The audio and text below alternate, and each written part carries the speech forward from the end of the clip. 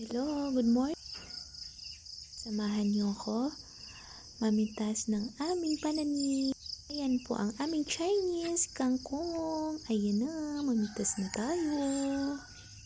Diba guys, ang sarap lang mamitas pag sa sarili nating tanim.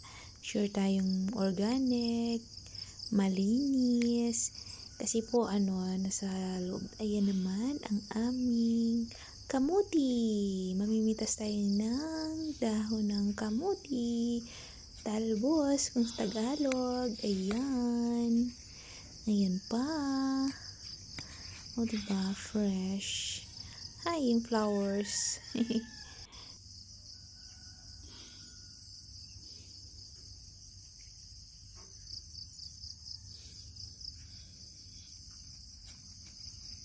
Pitas pa tayo ulit. Ayan, wow. Wow. Bulaklak. Ayan na naman ang ating alubati. Alam niyo ba guys, gustong gusto namin ng asawa ko yan. Ilagay sa ihalo sa isda. Ayan na naman yung pichay. Ayun. Ayun. Yan ang aming alubati. Ayun na naman ang aming ladyfinger or okra. Wow. Wow. Ito pa.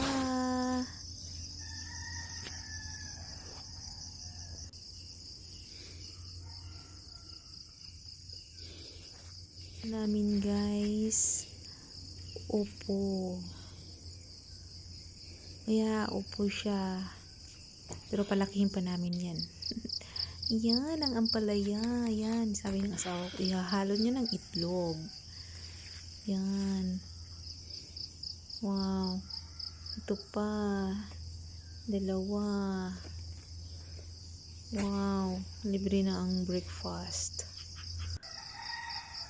Yan na naman ang aming munting string beans. Ano pa ito sa Tagalog?